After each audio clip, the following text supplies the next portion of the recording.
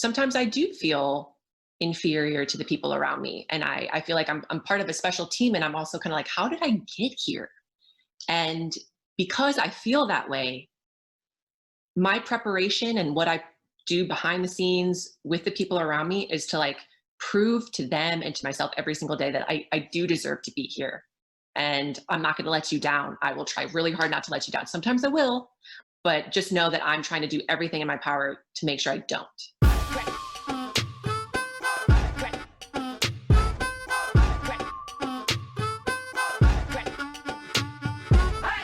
Okay, welcome back, or welcome to the Finding Mastery podcast. I'm Michael Gervais, and by trade and training, I'm a sport and performance psychologist, as well as the co-founder of Compete to Create. And I want to give a big thanks to everyone that recently purchased the Compete to Create Audible book that I just released with the head coach of the Seattle Seahawks, Pete Carroll. Hope you tuned into our first game as well. It was awesome that the NFL season is back and rolling. And if you haven't checked it out, the book, the Audible book, you can find that on our website, competetocreate.net. Now, the whole idea behind this podcast is to learn from people who are on the path of mastery, to better understand what they're searching for, their psychological framework, how they use their mind to understand their life, explain events, to consider their future. And we also want to dig to be able to understand the mental skills that they use to build and refine their craft. Now, this week's conversation is with Becky Sauerbrunn. She's an American soccer player. She's really a talented, I should say she's a world-leading, world-class American soccer player, Olympic gold medalist, and two-time FIFA World Cup champion. As a veteran defender to the United States women's national soccer team, she also plays for the Portland Thorns in the National Women's Soccer League, the highest division of women's soccer in the United States. And not only is she playing, but she's an influencing member. She's a disruptive member, a contributor in a meaningful way to the team. 4-time NWSL Defender of the Year and 7-time NWSL First 11 selection. So she's flat out making contributions in a big way now. So in this conversation, Becky shares what it's like to be at her best, which she also describes as being fleeting. So we're starting to double click under here and talk about flow state or the zone or what musicians call being in the pocket. So why is it fleeting? Because it is a full syncopation of your mind and your body being in the same place, doing the same thing, and having awareness of what's taking place, all in the same moment. So when Becky talks about this being fleeting, it is for most of us. And this is why this podcast, these conversations, investing in your inner life, training your mind is so paramount. Because while it is fleeting, it doesn't mean it has to be scarce. It doesn't mean that it's only every so rare often. So the whole game here of the inner life, of training your inner life, your mind, is so that you can be in the present moment more often. So before we get into this week's conversation, I want to take a moment to announce a new partnership. I'm super stoked on this, with a company called Elixinol. Elixinol was one of the first movers, one of the first CBD brands on the market, but they were doing it 25 years ago. They were leading the industry before there was an industry. And there's a lot of companies out there. There's a lot of brands out there right now. And when I double click onto what they're doing and kind of the quality of their work, I would never recommend those brands. I would never even think about wanting to ingest that in my own body. So when I say we do our homework, we're doing our homework, and we're not doing or recommending anything that we wouldn't give our family members.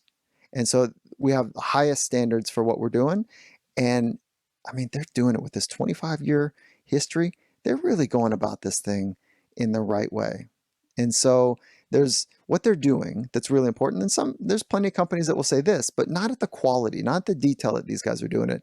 They're using full and broad spectrum at the base of the formulation of their products. Totally cool. And every bottle, every product is traceable and transparent. Every product has its own clear and detailed certificate of analysis that can be easily found on the brand website. And if you're not familiar with CBD, I want to encourage you to go do a bit of work to check out how it works. It works on the endocannabinoid system, and which really, it's helping control the body's response to pain, hunger, sleep, and so much more. And so the way that I use CBD is for sleep. It's amazing. And I'm telling you, I run hard during the day. I get after it. And sometimes when my head hits the pillow, my motor is still running.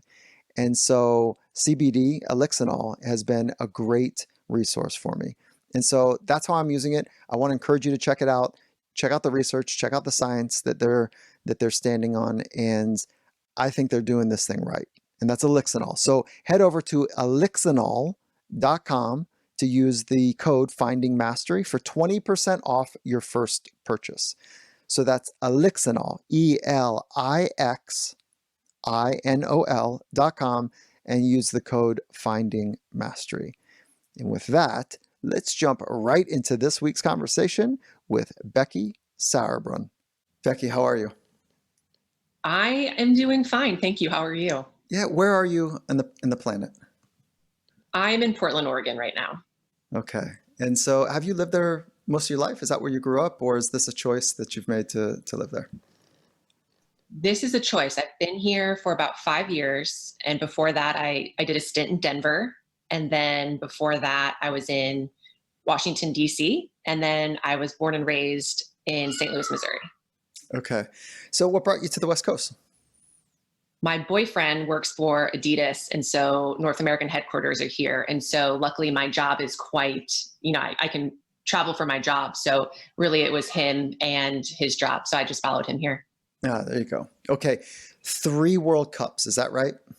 That is right. Yes. Yeah, look at that. And won a gold in the Olympics in London. How about it?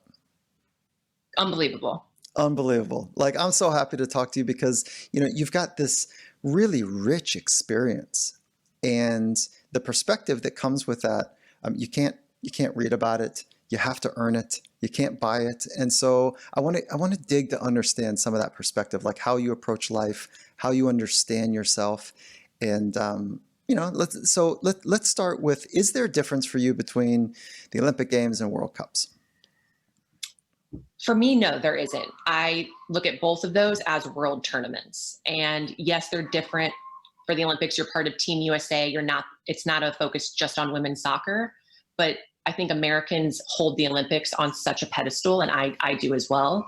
And then you have the World Cup, which is just for women's soccer, and all the spotlight is on you. But for me, in my heart, I prepare myself the same way for both those tournaments.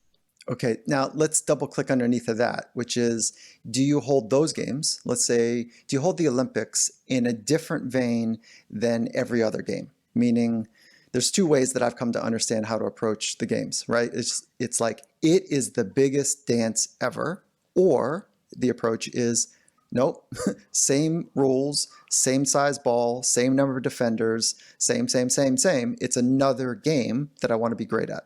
And so I'm going to treat it the same. So which way do you go into World Championships in the Olympics? For me, it's the latter. And I think externally, there's pressure that's put on us that's different from just a regular friendly that we would compete in. But for me, I approach it the same way because I know that allows me to be able to play and be at my best. Okay. So let's talk about your best. Are you trying to be better than others, or are you trying to be your best? I'm trying to be my best. Okay. And if we pull on that thread a little bit, how do you describe your best? That's a great question. My best is fleeting at times because I think I get to moments in my performance where, you hear about these ideal performance zones where everything kind of slows down and you see plays happening before they actually happen, and you're making the right decisions, and you're just completely present. And I would say that's my best. And I don't get there a lot at all. But for me, that's the addicting part, is can I get that to happen more and more often? Okay. So what you're describing, the science of that is called flow state. And in the athletic world, we call it the zone. Musicians call it being in the pocket. You just call it the good place, whatever. So that's what you're talking about, right? Like when action and awareness kind of fuse together, and it's as if you're kind of floating and dancing and it's just seamless, completely on time with what you're doing. Is that right? 100%. Okay. I love asking this question. What percentage of the time do you get there? So low. I would say 5%. 5%. If I'm lucky. And then were you thinking about 5% in games, or are you thinking 5% total life, or are you thinking 5% games plus practice? What does that 5% mean for you? I'm doing the 5% with games and training. So any sort of preparation. Okay. So when you got a ball at your foot, about 5% of the time you can get into that sweet spot. Yes. Okay. So then the other 95% of the time, let's start like kind of almost like a hierarchy, right? Like, so that's the place that you're searching, like to spend more time in. You'd like to get to 6%, 10%, whatever, right? 90% would be great, but that's, I don't know anyone that says that. So what's right underneath that? What's like your ideal mindset when it's really good to be you? When it's really good to be me, confident, intuitive, not second guessing, like I'm trusting my instinct. Technique is secure, it's on point. Just I'm focused, I'm present, I'm bringing people along with me, and I'm communicating. Like I feel good communicating. People are listening, people are receptive, I'm receptive. Oh, so you're relational.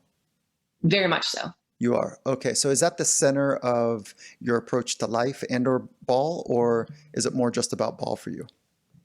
No, I would say a lot of it is relationship. And I think ball gets better because of my relationships with the people around me.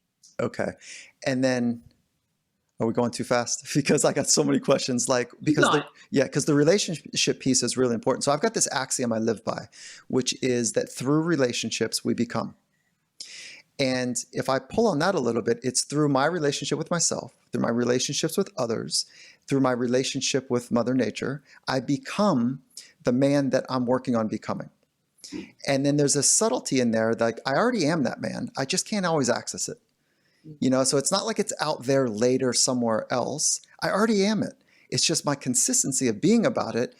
That's what I'm trying to do. So it's almost like the heartbeat inside me gets bigger, and so I just have a deeper connection to that natural rhythm, as opposed to like I'm just I don't know, I'm a different version today than I want to be one day later. It's not like that.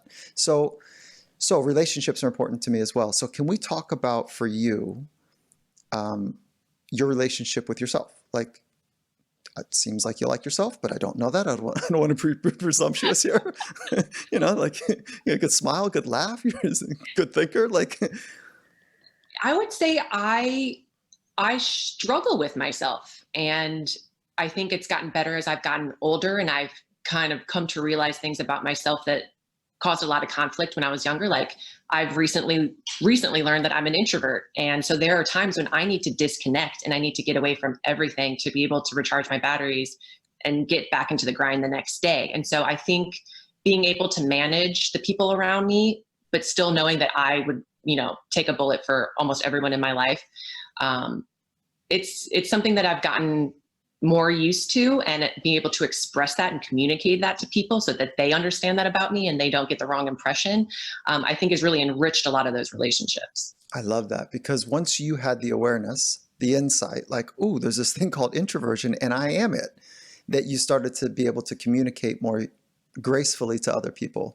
As I would imagine your younger self was like, God, I just got to get away. And then, right, like I just need my space. Geez, people are bugging me like that. I'm making this up for you. And then as we learn more, then we say like, oh, you know what? Hey, I love you. I just got to tell you, I'm kind of like at this place where I just am craving alone time. So can we connect back in tomorrow or a couple hours? Is it like that more for you? It's 100% like that. And it's been tough because playing with the national team, we are living together. I have a roommate. We're having meals together. So I've had to find ways to carve out space for me to find that time so that I can be at my best. I love this because it's a little bit like going to, I say this, I learned this in high school. Like I didn't want to drink, and I didn't want to do that in high school. I grew up in an addict family, and I saw some stuff that was hard. And I was like, I don't want to go down that path.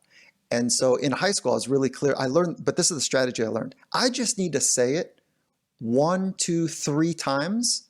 Like, hey man, you want something? Hey man, at 1, 2, 3 times. And then people are like, no, I don't drink, leave him alone. And so it's like, once I knew, and then I could act on it. And it's like, once you knew, then you can act on it. I bet people, I don't know. Let me ask. Do people respond to you like, okay, Becky needs her alone time now? Like they just get that that's part of it? Yeah, they definitely Yeah. teach me about it a little bit because I do play on a team full of extroverts. So sometimes they don't understand, but they care enough about me that they'll allow me to have that space. Okay. All right. So you did something really interesting already. Is as I said the question, I knew that I took you down a path, and in my head, I edited like, oh, you didn't leave it open.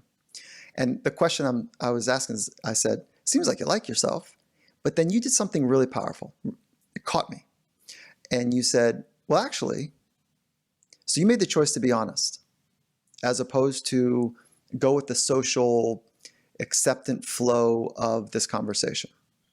So that honesty, that takes vulnerability and courage to do so.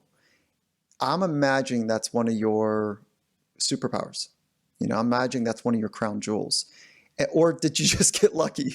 Like you just happen in this time be courageously honest. But I'm imagining that if you can do it here, you probably do it in lots of places. I would say that that's a pretty like a tenet of who I am and who I want to be is that I'm honest with people about my struggles. I try to be empathetic, and so I am aware of other people's struggles, and so I think I respond really well when people are honest and vulnerable. So I've tried to then also take that into my own way of approaching things. Honest. So few people are able to know how they want to be in life and then be about it. Like it's a rare thing.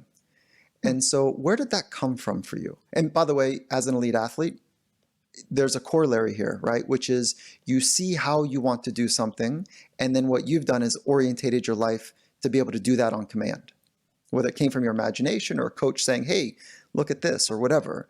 But then you're not looking for shortcuts or hacks or secrets. There's no tricks and tips, right? Like you've orientated, fundamentally organized your life to be about it.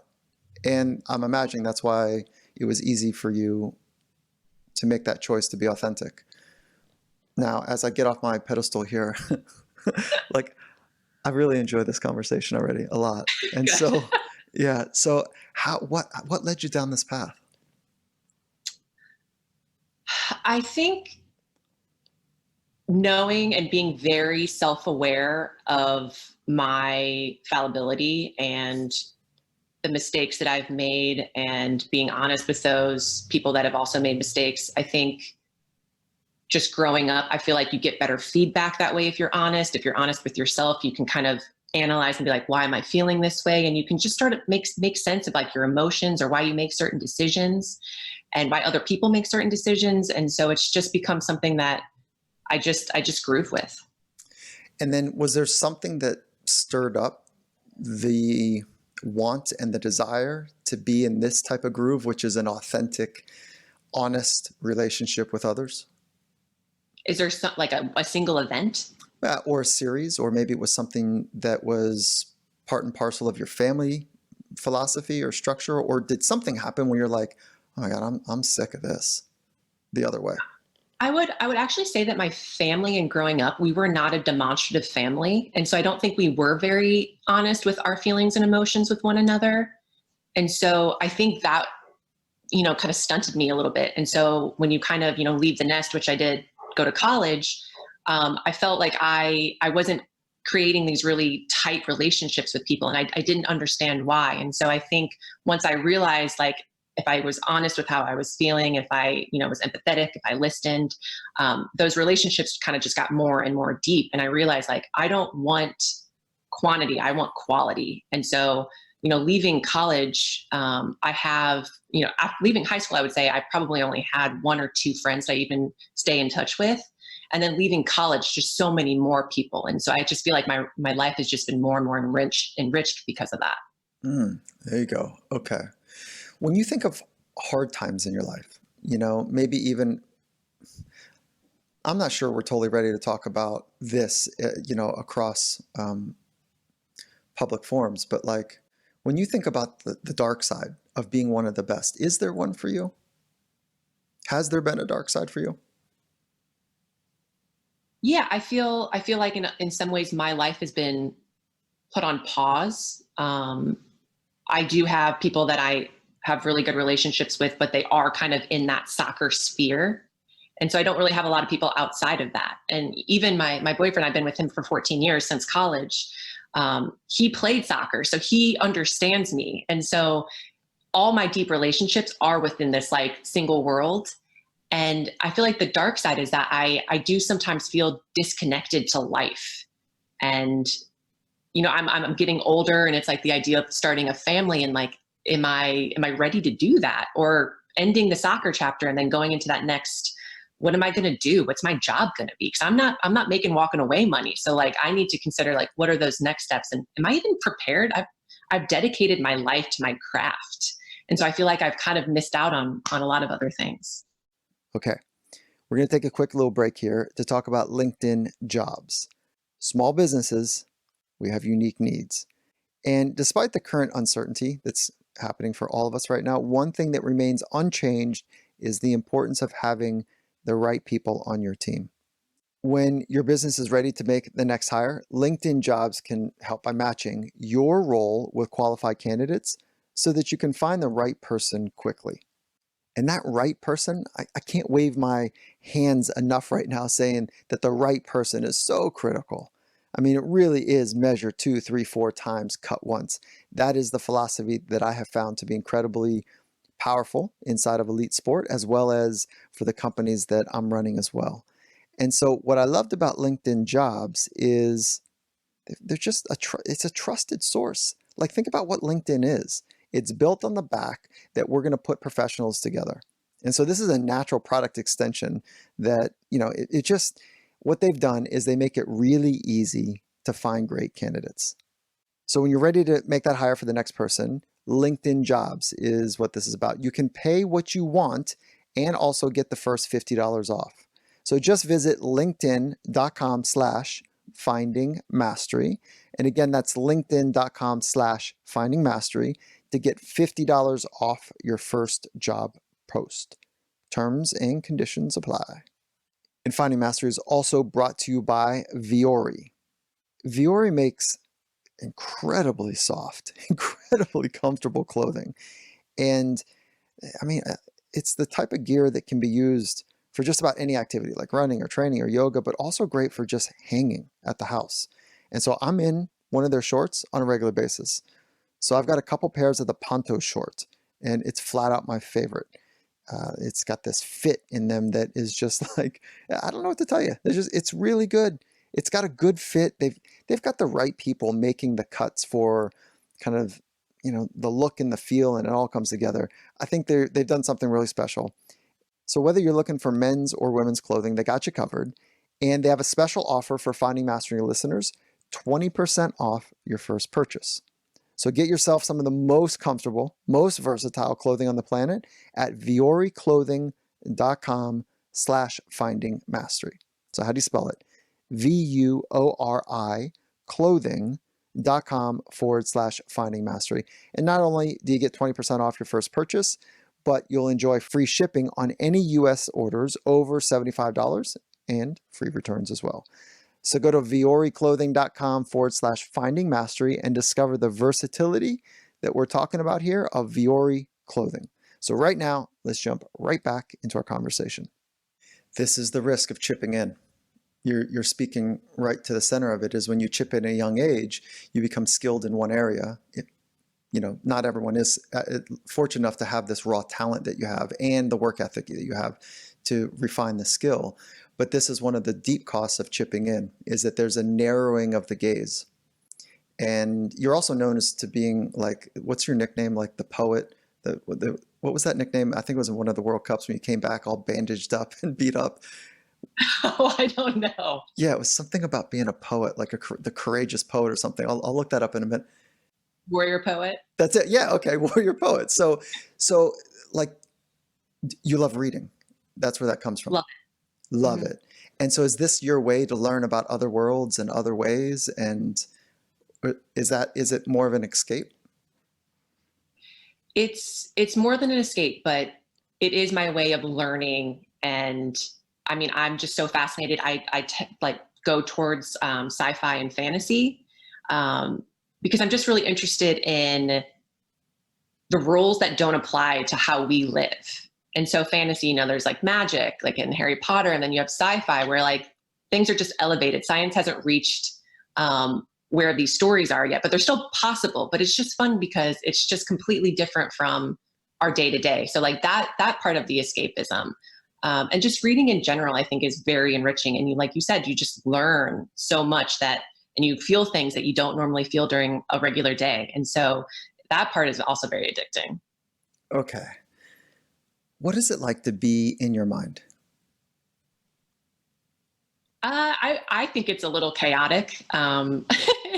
It's a little cynical at times. A lot of struggle, but a lot of passion. Where's the passion come from?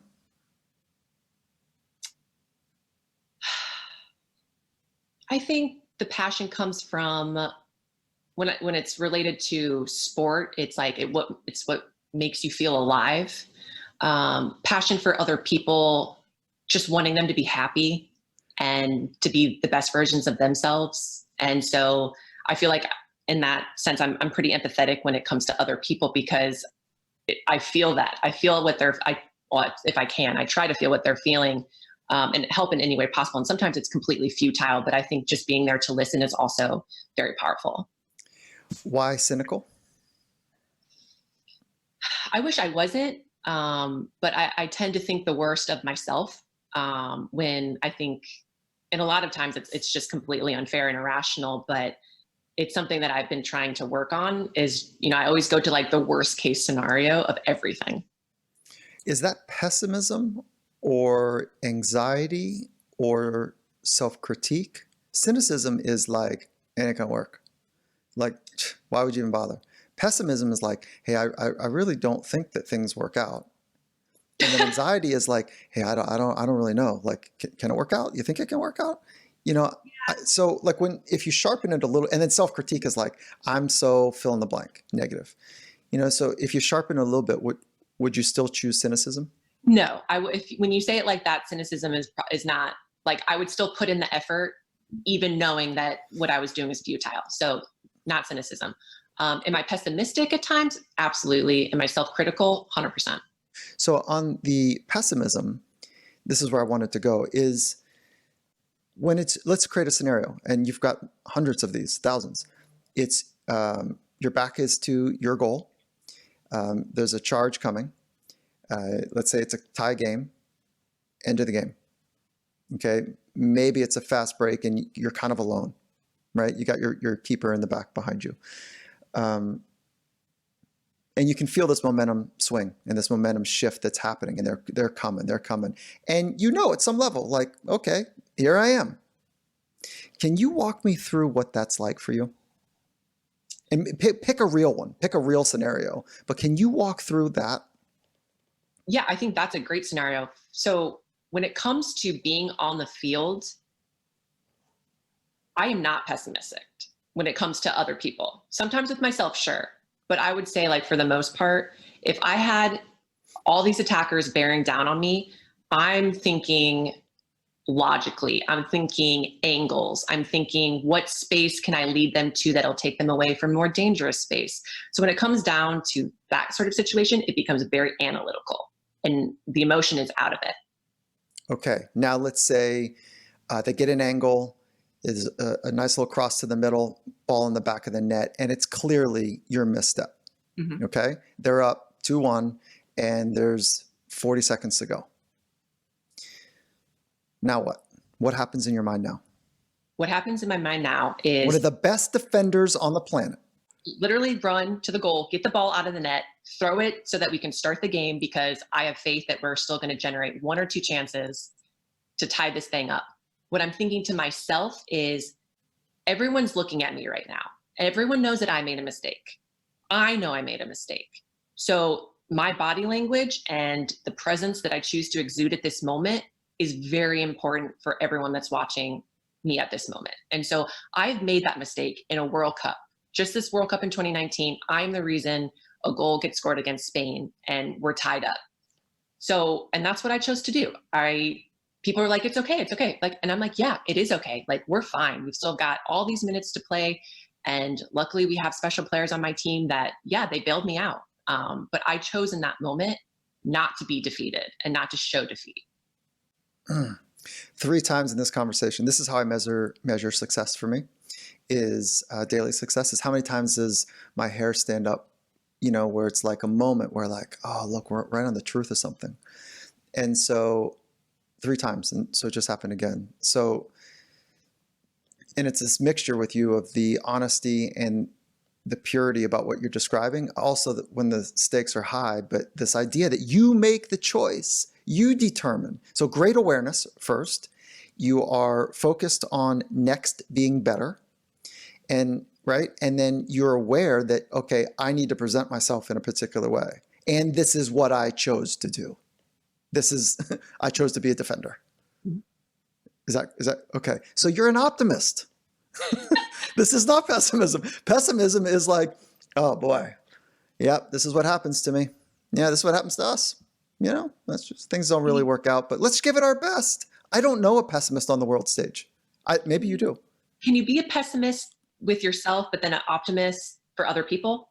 You can be self-critical, right? Like I'll be demonstrative in how I'm saying it. Like, I suck, I'm no good, I'm going to blow it. You can go down this razor sharp edge of yourself and then unfortunately look out to others and think that they are like already on the pedestal. Like we can have this dissonance that they're special and I'm not. I don't know if that's what you're doing, but it is possible. But for the most part, the way that we speak to ourselves is really how we think about others for the most part. And so, but I want to learn what you're doing, because it sounds like you're harder on yourself than you are on others. Like you're a supporter of others and a critique of self. That's very fair. Okay. And then how does that work for you?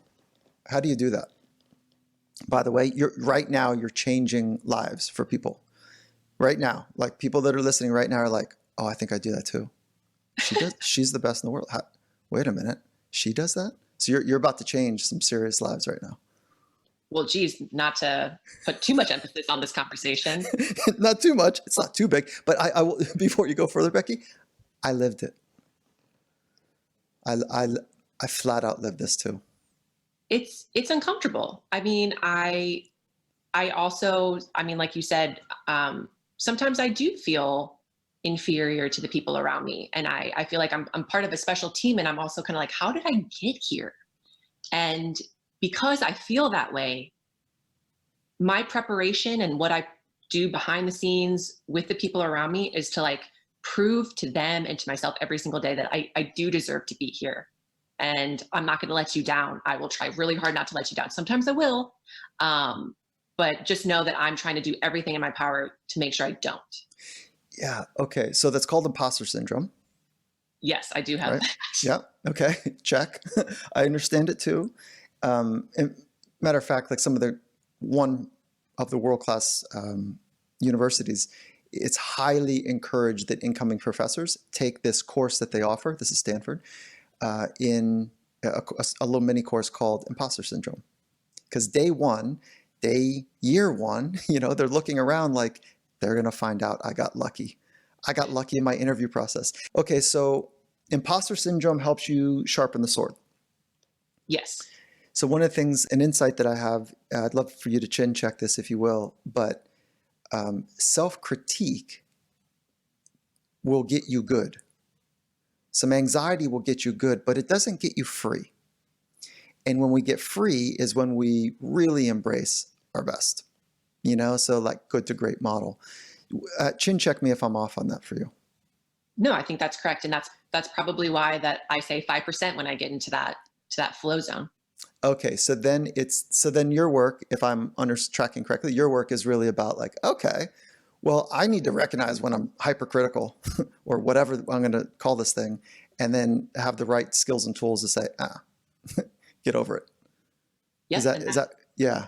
Lifelong journey right there. Lifelong journey. How do you do it? Like when it works well, there's lots of skills. What are the ones that are working for you? When you first, the whole game is awareness. If you're not aware of this thing, you can't do anything about it. So step one, awareness. But then step two, on the skill part, what are some of the skills that you employ? Whether it's in the moment or, no, it's always in the moment. Strike that. What are some of the skills you employ? If I'm being super self-critical, I try to analyze like what part of the game am I being so critical about? Is it a technical issue? Am I emotionally not in the right mindset? And so from there, I can kind of narrow it down to one of like a quadrant. And then if it's a technical issue, my skill is like, do the next thing simply. Don't overcomplicate it. For me, it's like, make a tackle, connect your first pass. And so that's what I try to do after every mistake. Like the next time, it's not going to be a mistake. It's just going to be a simple pass. It might not lead to a goal, but you know what? We kept possession, and that's, a check in the win area. Okay. So then you go to analytics and then simplicity, right? And so let's just make up a scenario where it's a mistake happens, or you're just being critical of something, right? Sometimes you make a good pass, the ball comes off your foot fine. It goes to the right place, but it feels bad. Do you know that kind of weird feeling, Yeah, right. No one else knows. The ball landed right where it's supposed to go, but it just feels off. So what do you do with that stuff? This is what happens to people walking on stage. No one knows that they're nervous or kind of doing their thing inside, but it feels like they're a bit off. So how do you do that? Sometimes you kind of fake it till you make it. And so you know you're not really playing well, and the ball's coming off your foot funny, but it's still kind of getting to where you want it to go. And you just kind of like, you try to exude that, and then that confidence. And then eventually maybe you start actually feeling confident. And so for me, like, I think because on a lot of these teams that I play for, I'm kind of this older statesman and veteran player. And so people look to me when things aren't going well. And so a lot of it is putting on the performance or the mask that everything's fine. We're getting through this just fine. Okay. So that sounds risky, because if it's not real, then it's not real. Right. And so that's like the Band-Aid of all Band-Aids. I'm okay. But like really inside, you're like struggling. Me struggling, but putting on that outward facing confidence makes that next person confident, though. And I've succeeded in helping them. Got it. I might still be a mess, but they're better. Yeah. So I think that I don't know the science on this part, because we can't measure that kind of chemistry thing that takes place on teams. But I will tell you that our brains are wired to scan for danger. And if I look over at you, and you are the elder statesman, right? And I trust you, and you're sturdy, and I look over at you, and your eyebrows are lifted, and you're kind of looking out into space, lost, and there's some anxiousness where your eyes are bigger than they normally are, then I go, oh, she's scared. What's wrong? And I look around, and I either go, oh, it's me. I'm the one that's going to let people down. Or I look out and go, oh, the predator's over there. She's afraid of the predators.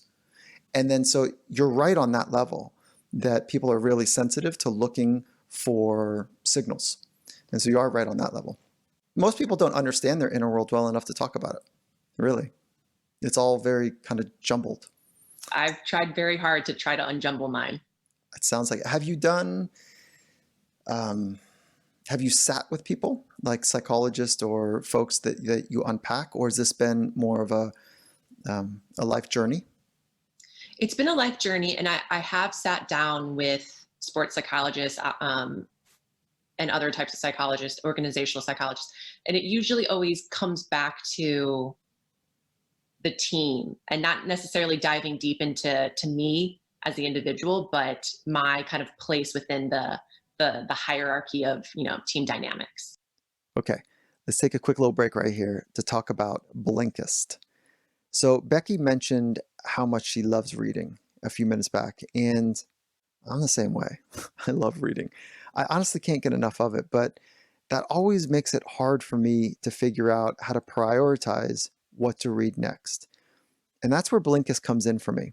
And Blinkist, what they've done is they take insights from over 3,000 nonfiction bestsellers in over 27 categories, and then they condense it down into 15-minute blinks, which are text and audio explainers that help you understand more about the core ideas of each book. And the books that I'm flipping through right now on Blinkist is Ikigai. I think I might have mentioned that earlier, but it's a good one. It's a great one. And then what's another one? I'm flipping through the app right now. Oh, Talking to Strangers. That's a really good one. Malcolm Gladwell. Digital Minimalism by Cal Newport. It's a good one. And The 7 Habits of Highly Effective People by Stephen Covey. It's just solid to be able to flip through that and remember some of those core attributes that he highlighted. Right now, Blinkist has a special offer just for us. Go to Blinkist.com/findingmastery to start your free 7-day trial and get 25% off a Blinkist premium membership. So Blinkist, how do you spell it? Blink, Blinkist. So Blinkist.com/findingmastery to get 25% off a premium membership and a 7-day free trial as well. And Finding Mastery is also brought to you by Precision Nutrition. If you want to feel confident that you understand nutrition and how to change behavior, their nutrition coaching program is for you, and it's all doable from home. Now, the reason this idea about understanding nutrition and changing behavior is so important, because I know that you know what, if I were to put out an apple in an apple pie, you know which one's healthy. Just about any choice that we would put out, you would know which ones are healthy and which ones are not, which ones are superfoods, which ones are vegetables, which ones are fruits. You'd have a general sense. And so I know that you know, but this is also about changing behavior, whether it's for yourself or for others. So they just get it. They know what really works. So if you want to make a massive change in your life, and I'm talking about massive upgrades, nutrition is one of those core rocks to get in the container, and they're absolutely flat out a go-to. So right now, Precision Nutrition is giving you, as a listener of Finding Mastery, 44% off their #1 nutrition coaching certification. So go to precisionnutrition.com/finding mastery to get 44% off their Precision Nutrition Level 1 certification. And that's only for us, only for Finding Mastery listeners.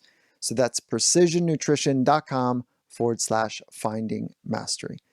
And with that, let's jump right back into this conversation. So I was working with one of the American teams going into the Rio Games. And we, as a team, we decided we're going to take the approach that it's another game. And then we backed in our approach for that. And it doesn't matter if you want to take the other approach, which is like, it's the biggest game, prepare for the, the wildest, whatever. You just got to take a strategy and execute against it. So we took the strategy, it's another game. The net is the same height, it was volleyball, US women's team. The net was the same height, fill in the blanks, it's all the same. And so one of the athletes comes up to me, it was the first game of the Olympics, one of the young gals that, it was her first roster. And we were using a scale, 1 to 10. And 10 is like, I feel like I'm going to throw up. And right, like a 5 is the sweet spot. And then a 1 is like, man, I'm like yawning out here. I'm kind of a mess. And so one of the elders comes to one of the young bucks and says, how you doing? And the young one says, the rookie says, I was doing great until I looked down and saw the frickin' rings, because the rings are on the floor, of the hardwood. And now I'm like at a 14. And so like, right. But the cool thing is they both laughed. They had your response. Like they both laughed. And so like that kind of changed the nature of it. And then the elder was like, well, just find your frickin' 5. Jesus. Like this is what we've been doing. And they laughed about it that way. So what is it like for you when you're at the games? And I know how you want to get after it, but what is it like for you? For me, if I were to use that scale, I would say that I'm probably at like a 7-8, but I'll say that I'm also a 7-8 going into just a regular friendly or playing for my professional team. And so I think it's actually interesting because our coach for the 2019 World Cup, Jill Ellis, probably said this the best, is that other teams visit pressure. We live in the pressure. And so I've never heard that said so well and just so appropriate to our team, that we create pressure. And sometimes it's the pressure you put on yourself. It's the pressure of competing with your teammate for playing time. It's the pressure of, we always have to win. Like we're on a very successful team and we're only relevant when we win. And so we're always under this amount of pressure. And so I think that really helps us going into these world events, because it is just another game, but it's always a 7-8. There it is. So you are experienced in the cauldron of stress. Yes, I am pretty comfortable at being uncomfortable. Yeah. You're hands down one of the best defenders on the planet. And so when did you start to realize that you're so skilled at your craft that you might be better at what you do than what most people do in their life? I think I realized that I had a knack for something pretty young. I would say middle school, where, you have a friend that's, good at playing an instrument or math or debate. And then for me, it was obviously soccer, but it was like the levels that I was reaching as far as teams that I was making, and, trials and tryouts that I was getting selected for these teams. So I was reaching these markers that I had talented friends, but they weren't reaching the markers in their craft. And so I think that's when I was like, oh, like there might be something here for me. I was curious about that because soccer's a pretty young game, and the culling, if you will, happens at a pretty young age. So the second part of this question is, at what age did adults start to treat you differently because of your talent, because of your skill? I would say around the 14, 15, I kind of noticed some of the managers of my teams treating me differently, and I didn't like it. And in fact, I really didn't like it because I didn't want to be singled out from the rest of the group. And so, and this was before I was actually very honest with the people around me, but it was something that I constantly struggled with. And I tried even harder to fit in a way, not to diminish my own skill and craft, but I guess in a way, probably more of an imposter syndrome, where I actually lessened what I really am. Isn't that a shame? 100%. If I could change anything, it would definitely be going back and just like letting my light shine. And if people didn't like that, then I wouldn't want them in my sphere, like have quality people around you. And so, yeah, that's definitely, if I had a regret, that would be one of them. Yeah, that's a tough one. Yeah, I don't want to be insensitive to this because the timing of what's happening in our world right now, but I don't know anyone that ends without trauma, whether that's big trauma, big T, or small t trauma. But trauma is part of the human experience. Suffering is part of this experience. And I think that for me, like I want to feel those sufferings and then adjust. I want to grow from them. I want to figure it out and have deeper compassion for myself and others, and then to be able to like do better, And so it comes from these pain points. Do you have any other those sticky type of things that were watershed experiences for you that you're like, yeah, this one shifted me quite a bit too?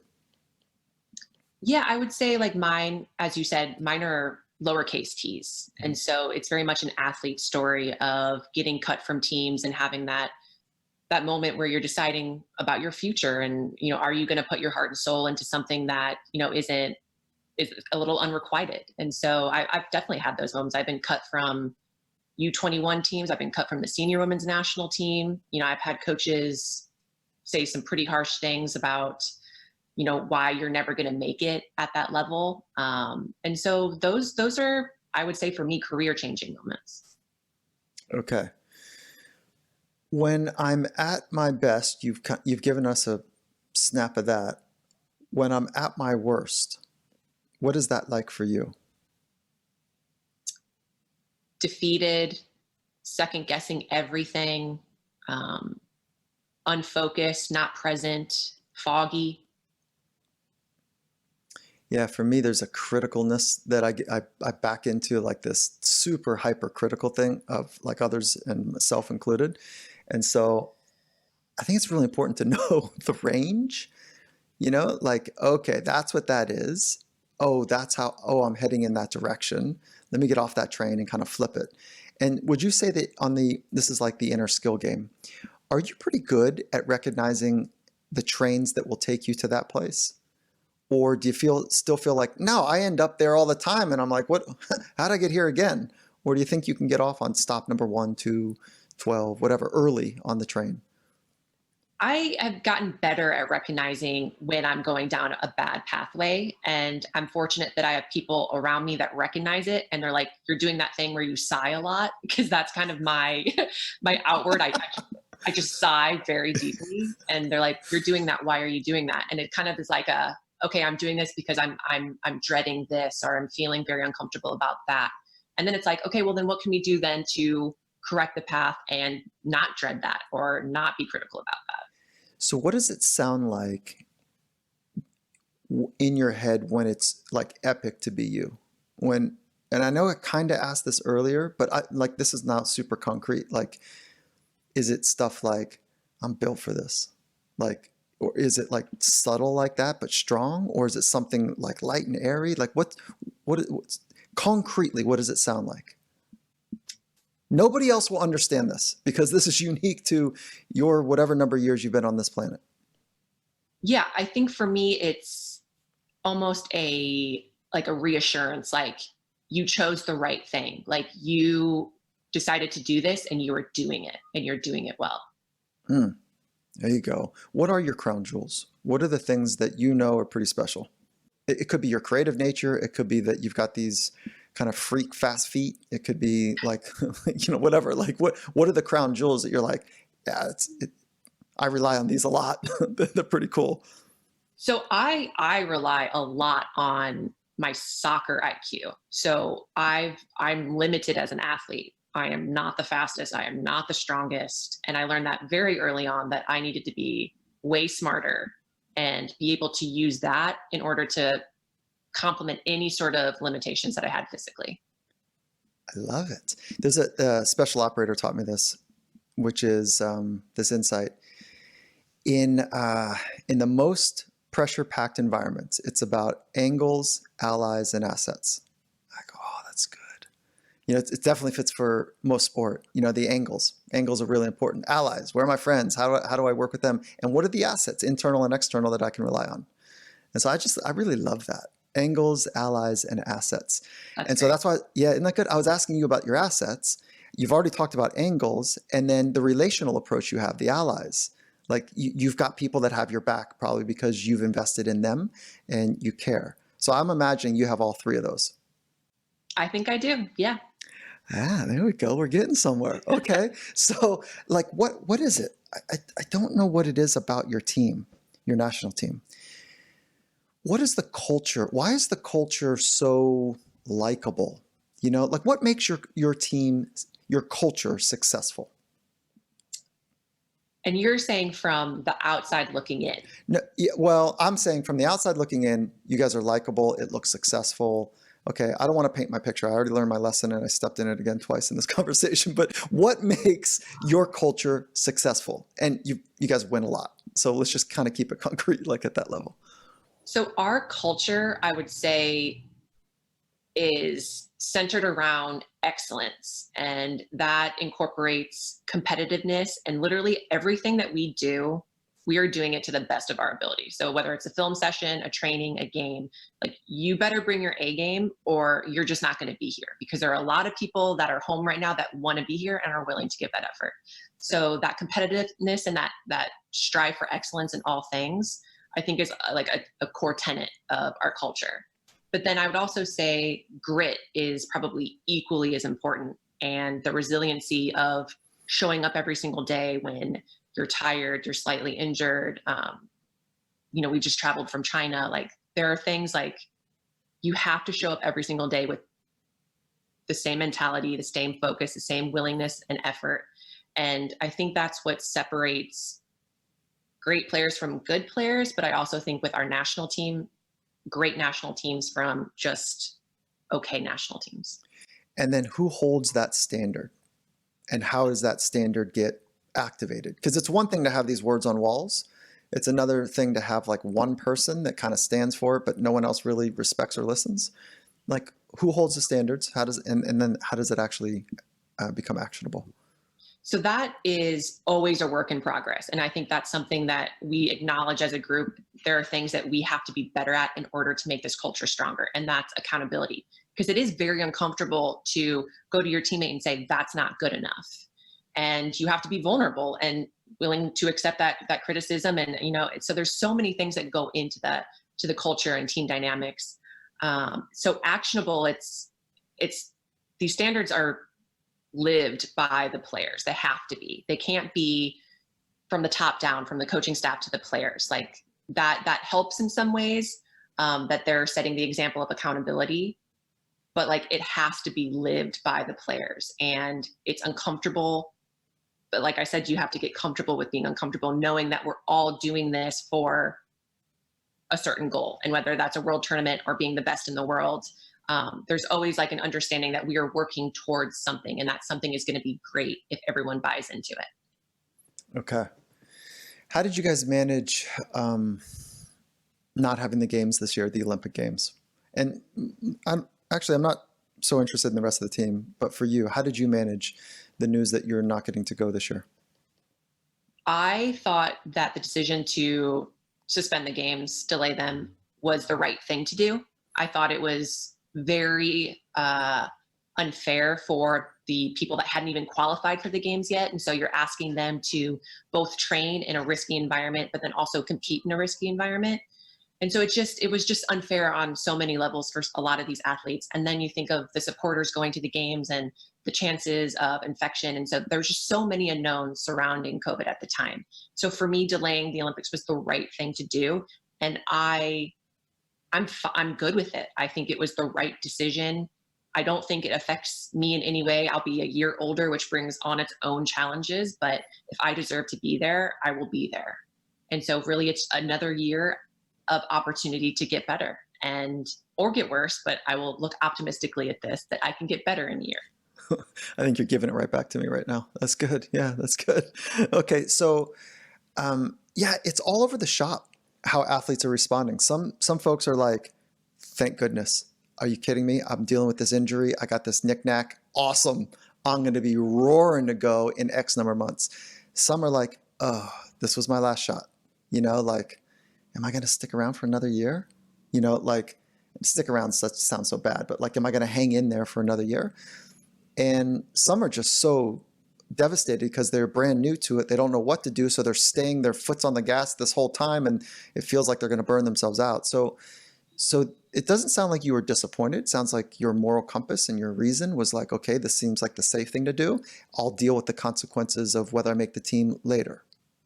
Yes. And that could also be because I've been to 2 already. And so I can understand why, people that new to the team, this was their first opportunity to go to the Olympics, then being crushed about it. So maybe that's just kind of the benefit of experience. Okay. So what makes a great coach? In your best estimate, what makes a great coach? I would say a great coach has 2 things. They're good managers of people, and they have a good tactical understanding of the game of soccer. Okay. And the management is about the relational piece? It is, yes. Are you more of treat everyone equally the same or treat everyone equally different? That's a great question. I think I wouldn't hold people to different standards based off experience or reputations or anything like that. But I will say that people respond to different critiques. Some people really like the tough love. Some people need to have an arm around the shoulder and, a quiet talk away from everyone else. So I think it's twofold. I think you have to be able to know your players individually and what they respond best to, but also not hold them to a different standard and allow some people to get away with certain things and other people not to. So it's a fine balance. Yeah. So your moral compass is really pretty high. Like, it's important to you to have standards, and, fairness keeps coming up for you. So this moral, let's call it a compass, right? Like it's vibrant for you. So much so that I know that in one of your World Cup games, I think it was a World Cup, that you guys swapped out your jerseys, your names on the back. Oh yes, and put on women historical figures that we find really, yeah. Yeah. So can you talk about that a little bit? Why you chose? So it was a really great idea by US Soccer. We have the She Believes tournament, which from the name, you can probably guess that it's about believing in women, believing in yourself, and then just the power to lift each other up. And so we had an exercise where if we were to put a woman's name on the back of our jersey, who would it be? And it ranged. I mean, it went from, uh, Carrie Underwood to Audre Lorde to Ruth Bader Ginsburg, who I put on the back of my jersey. And I haven't even seen any of the movies and things and documentaries about her, but she's just a figure that I really appreciate and what she stands for, and her willingness to really just grit things out and be willing to be such a dissenting voice and to fight for women's rights and just gender equality in general. And so we're, as a national team, fighting our own fight sometimes. And so it just seemed appropriate to pick Ruth Bader Ginsburg. So you're an advocate for injustice, for the voices that are not properly heard. And I'm super unsettled by injustice. And I say that knowing that I've had this incredible gift of being for a long time a white man. And I say that because in many respects it's easier. And I don't want to be callous with what I'm saying. Like I'm saying, like in the best way I can, that there is a privilege. For a long time, there has been a privilege to be a man, and then a privilege to be Caucasian. And I don't think I really understood it until my wife her folks came from El Salvador and Cuba, and they're born there. My wife was a first generation here. And I didn't realize that I was in an interracial relationship, like totally different race. And then I was like, oh, and so, we are, okay. So I was super naive. And now, like with all the injustice that's taking place racially and gender-wise, I hope you guys figure this out, because your case, the USA Women's National Team case, is really important. It's an important case. And, I don't want to get into the weeds in it because I know you guys are kind of in battle of it. But can you just talk about why it's so important to you?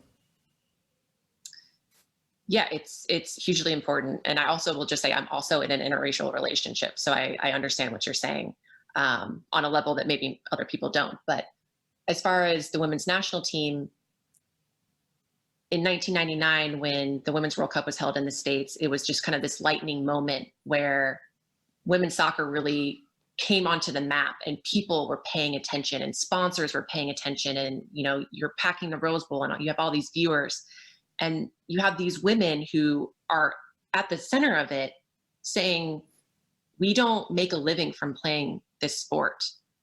And so they started this fight, and they said and negotiated for a livable wage. And that was kind of the starting point that we've been fighting and, pushing this fight. And it came to a point for us after the 2015 World Cup where we came back and we're like, we won. And everyone was like, that prize money, like it was such a difference in the men's and women's prize money. And we have always been aware of the difference between what the men get paid and what the women get paid. And we finally hit this moment where it's just, this is not right. We need to change this. And so it went from trying to negotiate a better CBA, which we closed the gap a little bit, but not to the point where we wanted it to. And then we filed a claim with the EEOC, and they were taking a really long time to come to a decision. So we were like, that's it. We're gonna sue. And so we filed a lawsuit of equal pay discrimination. And that's the fight that we're in right now. And what's been so amazing throughout this entire process is the support that we have felt from not just other women's sports like WNBA, hockey, it's women in general. And we paired up with Time's Up. And so we have, women actresses like America Ferrera that are like also helping us. It's just like so many women wanting to help women. And for me, that's been the most amazing part of this entire fight, is women trying to elevate women and bring women along and celebrate women's successes. And it's felt and it's reverberated. It's echoed through all these different occupations. And it's been challenging at times. And I think change is always going to be challenging. It's never a linear thing, but there's so much significance in the fight now. And so even if we get through this entire process and we get nothing changes, which would be terrible. Still, the fact that we fought and people saw us fighting, I think is hugely important. Awesome. I'm wishing you the best there. It's not, this is not an easy battle, and a lot of people would pull away from it. And so, I don't know what the right thing to say is. Like, I'm rooting for you, and you guys to figure out this thing, because inequality, I heard somebody the other day say, how do you put it? He's a black man, and he says, I am so sick and tired of being caged in this body that I had no choice of being in. And it just broke my heart. It's just, oh. And so, yeah, I'm rooting for you. And if there's anything we can do as a community to support, the Finding Mastery Tribe, let us know. And awesome. So, okay, so I want to honor your time, and I just want to do a couple quick hits here. It all comes down to, how do you finish that? It all comes down to caring. Pressure comes from? Within. Success is? Accomplishment. Relationships are? Vital. Flow is? Fleeting. I knew you were going to go there. Yeah, that's good. Okay. I am? A lot of things. Mastery is? A journey. Okay. How about, when was the last time you saw mastery in action? Is there something that comes up for you? When I think of soccer and mastery, I think of like a Messi or a Cristiano Ronaldo. Someone who clearly gets the game and has gotten and optimized all those things about themselves to make them the best versions of themselves. And that's elevated them from other people. But do I feel like you can say someone is a master at soccer? I think that's an impossible thing to say, because I think soccer is always changing and evolving, and people have to constantly be adapting. And it's just, you can strive to be a master, but I don't think mastery is an endpoint. I think it's that pursuit. And I don't know many people get there. Are you more interested in mastery of self, mastery of craft, or the combination of the two? I think definitely both of them. Okay, so the combination. Combination, yes. And if you invest more time in one, which one would that be? Self or craft?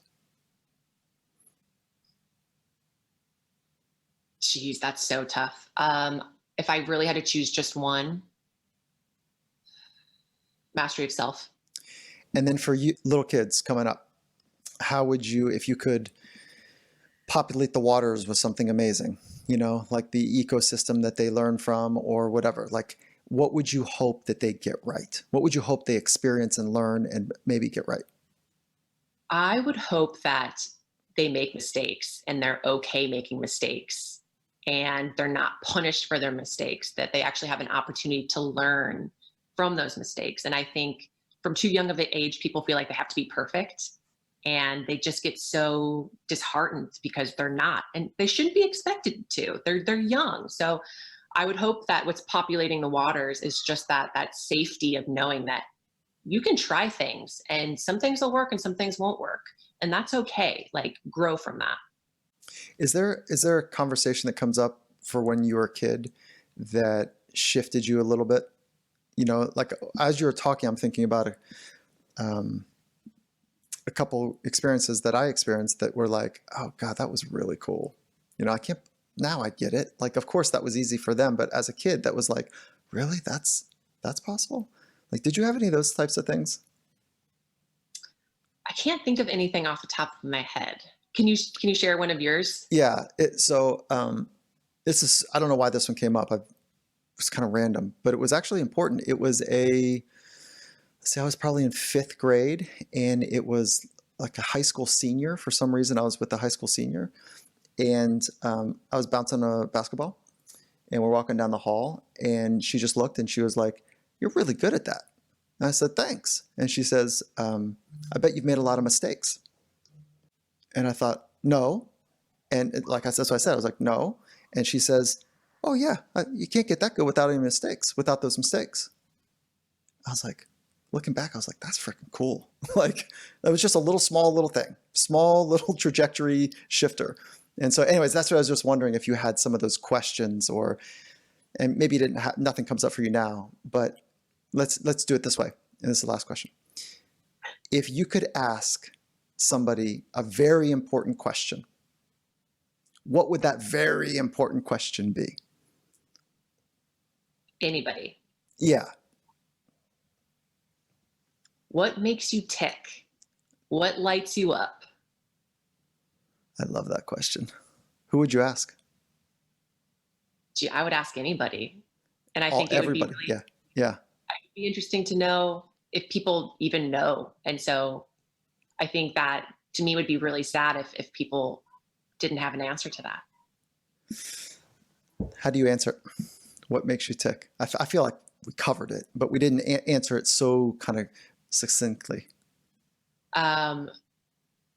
Obviously playing soccer, that makes me tick. But reading a good book, like the type of book that you need to know how it ends and you can't put it down, or even as simple as like a video game that you're just 100% bought into, like those things make me tick.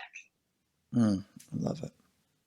If the thing that's inside of you were to come true, and you had this hope for humanity, right? What is that hope? What are you trying to sort out from the work that you're doing? I would say my hope is compassion and a better and a willingness to listen to one another and to try to put yourself in other people's shoes. And I think we see that at so many levels nowadays, that people just aren't willing to do that. And so my hope is that we get to a place where compassion is kind of that driving, unifying human force. Okay.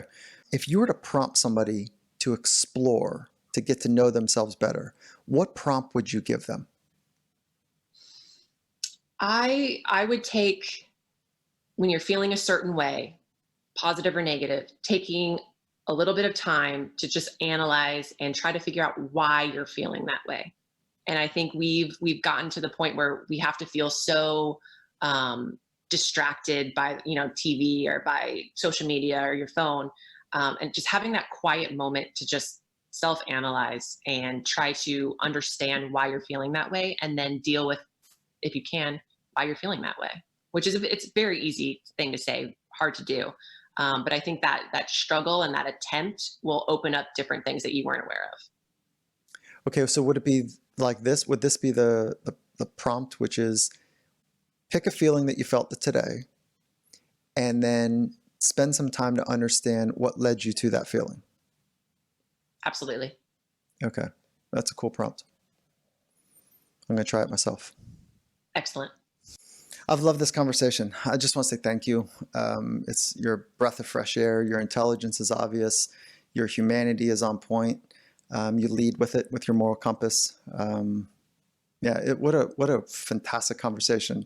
I feel like, the world is a better place because of you. And we just met. And so I just want to say thank you for bringing the vulnerability and in return the courage to speak into the truth of something. And then also to share kind of the scars and battle wounds that come with it, and also the assets that can get on the other side.